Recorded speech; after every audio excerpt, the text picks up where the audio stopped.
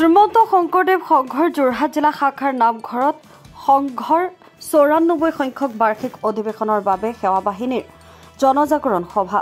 শ্ৰীমন্ত শংকৰদেৱ সংঘৰ যোৰহাট জিলা শাখাৰ নামঘৰত আগন্তুক শ্ৰীমন্ত শংকৰদেৱ সংঘৰ ৯৪ সংখ্যক বাৰ্ষিক অধিৱেশনৰ বাবে সন্ধিয়া সেৱা বাহিনীৰ এক বিশাল জনজাগৰণ সভা অনুষ্ঠিত হয়।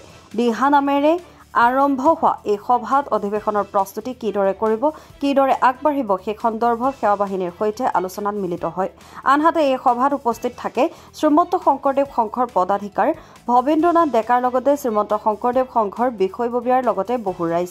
লগতে দেওবাৰৰ দিনটোত যোৰহাটৰ মহবন্ধা এৰালতলী পথাৰত সোণাৰাম চুতীয়া সমন্বয় ক্ষেত্ৰত শ্ৰীমন্ত শংকৰদেৱ সংঘৰ ৯৪ সংখ্যক অধিৱেশনৰ লাইখুটা স্থাপন অনুষ্ঠানলৈ সকলোকে আমন্ত্ৰণ জনায়। Bureau report, news update.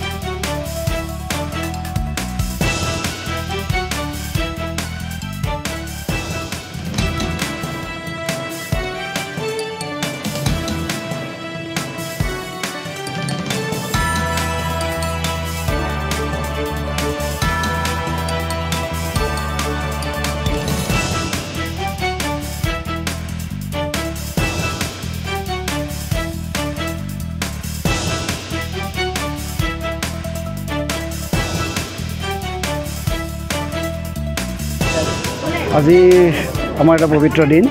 অহাকাইলৈ আমি যোৰহাট জিলা শাখাৰ আতিথ্যত মহবন্ধা পথাৰত এৰালতলীত আমি শ্ৰীমন্ত শংকৰদেৱ সংঘৰ ৯৪ সংখ্যক বাৰ্ষিক অধিৱেশনৰ লাইখুটা স্থাপন কৰিম। এই লাইখুটা স্থাপনেৰে আমাৰ কাৰ্যসূচী আৰম্ভ হ'ব।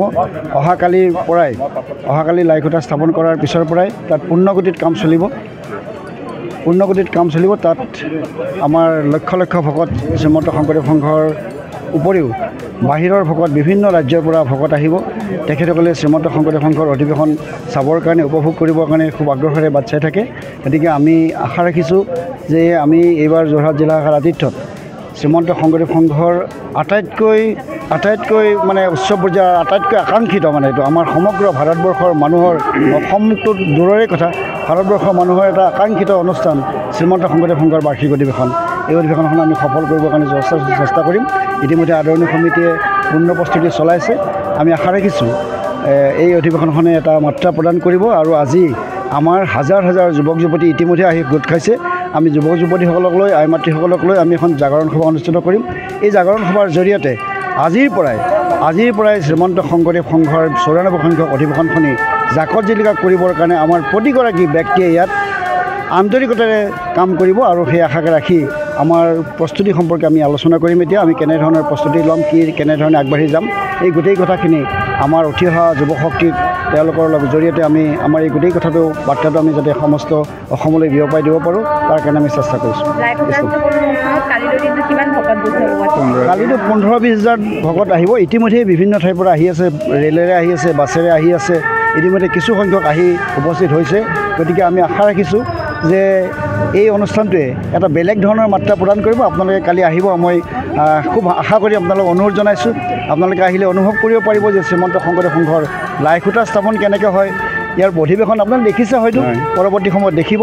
আৰু কালিও ভাবিছোঁ তেনেকৈ ধৰণৰ এটা বিশেষ মাত্ৰা আমি তাৰ পৰা পাম, আৰু এটা বিশেষ বাৰ্তা আমি সমস্ত ভাৰতবৰ্ষত বিয়পাই দিবৰ কাৰণে চেষ্টা কৰিম। কিমান সংখ্যক কালি ১৫ পৰা ২০ হাজাৰ ভকত আমি গোট খাব কালি।